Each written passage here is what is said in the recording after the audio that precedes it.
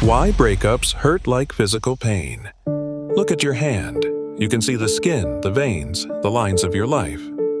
Now, look inside. Do you feel that hollow space? That deep, sharp ache behind your ribs?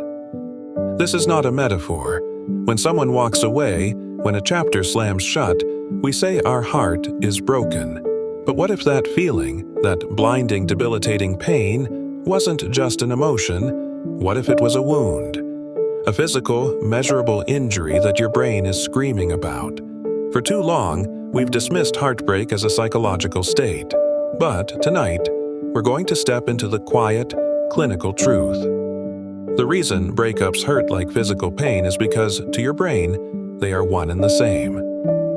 In a groundbreaking study, researchers at Columbia University brought heartbroken volunteers into a lab. They showed them two things. First, a picture of their ex-partner. Second, they administered a painful heat stimulus to their arm, like touching a hot mug. And the results were absolutely staggering. When the participants looked at the photo of the person they lost, the same regions of their brain lit up as when they felt the physical burn on their skin. We're talking about the dorsal posterior insula and the anterior cingulate cortex, the very areas responsible for processing physical agony. Your brain doesn't have a separate filing cabinet for emotional pain. It uses the pain receptors for everything. The physical ache you feel in your chest? That's your body's alarm system, designed by evolution, screaming the equivalent of "danger, you are injured." But why such an intense reaction to the absence of a person? The answer lies in the deeply addictive nature of love itself. Think about the beginning of a relationship, that intoxicating rush. That's a flood of dopamine. We are wired for attachment. It's a primal survival mechanism. When you're in a relationship, your brain is getting a steady, reliable dose of this reward. But it's more than just dopamine. Your partner's presence also triggers the release of natural opioids, the body's internal painkillers and comfort chemicals. They literally soothe and calm you. Now, imagine an addict, abruptly cut off from their substance. That agonizing withdrawal is the best parallel we have for heartbreak. When the breakup hits, the supply is severed. Your brain, once swimming in comfort and reward, is plunged into an acute state of chemical deficit. The person who was your safe harbor, your source of comfort, is now the source of your pain. This is the definition of trauma.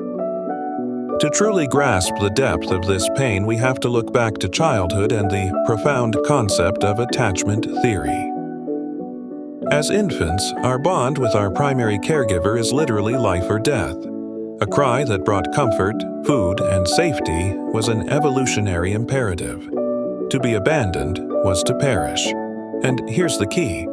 Adult romantic love is the reactivation of that ancient, powerful attachment system. When an adult bond breaks, it doesn't just feel like losing a friend or a roommate. It registers deep in the oldest, most foundational parts of your brain as a threat to your basic safety. This is why you can't sleep, can't eat, and feel a constant, anxious alertness. Your inner child is screaming a primal cry, "I am alone, I am unsafe." But the pain is prolonged not just by the absence of chemicals, but by the relentless mental torture we inflict upon ourselves. We get stuck in a cognitive trap. When you lose a loved one, your brain doesn't just register the loss, it tries desperately to solve it. This is called rumination. You replay every moment. What if I hadn't said that? What if I had tried harder? Your mind is hunting for the answer, the magic key to reverse the situation. But there is no key. This mental loop is exhausting, and it keeps your pain centers active. Furthermore, we experience what psychologists call cognitive dissonance. You hold two conflicting beliefs. This person was essential to my happiness, and this person is now gone. The clash between these two beliefs creates intense mental discomfort. To ease the dissonance, the brain often defaults to idealization. We magnify the ex-partner's good qualities and minimize the reasons for the split. This isn't reality. This is your brain desperately trying to convince you that the loss was so great, it justifies the intensity of the suffering. It's a mechanism to make the pain make sense. But here is the powerful takeaway. Your thoughts are prolonging your physical healing. We must learn to recognize these loops, these ruminations, not as productive analysis, but as the brain's frantic attempt to reestablish the chemical supply. When that loop starts, you must consciously choose to interrupt it. That is the first step toward true mental freedom. And for a truly astonishing fact that proves how physical this pain is, we turn to medicine.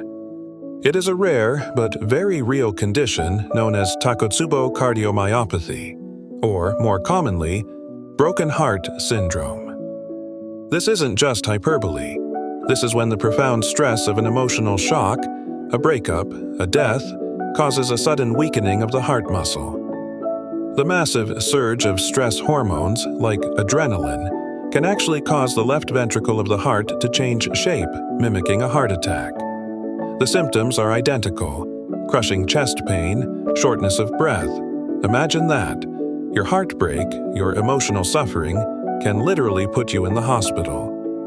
It is a tangible reminder that your mental and physical self are not two separate entities but one deeply intertwined, incredibly sensitive being. So, if it's a physical wound, how do we treat it? We can't just slap a bandage on, but we can apply the principles of healing. First, validate the pain. Stop telling yourself to just get over it. You are in a state of chemical withdrawal and psychological trauma. Give yourself permission to mourn the loss of the person, the loss of the future you planned, and the loss of the comfortable chemicals in your brain. Second, rewire the reward. Your brain is searching desperately for that dopamine and those natural opioids. You must replace the old source with new, healthy ones. This means exercise, the ultimate natural opioid, social connection, reestablishing your safety network, and mastery, learning a new skill or focusing intensely on a goal. You are not erasing the memory, you are building a new, self-sufficient path to reward. Third, don't confuse pain with truth. The intensity of the pain tricks you into thinking the relationship was perfect and your future is impossible. It was a painful ending, but it was not the only ending available. That pain is a temporary signal. It is not your destiny. You are not weak because you hurt. You hurt because you allowed yourself to truly connect, to truly bond, to truly love. The ache will fade. The intensity will diminish. And when the pain has subsided, you will not be left empty. You will be left with a scar, a testament not to failure, but to your incredible, tenacious capacity to survive a profound emotional injury. You are whole, you are safe, and you are ready to build something beautiful and new. Share your story in the comments below. Thank you for your time. You're not alone. I'll see you in the next video.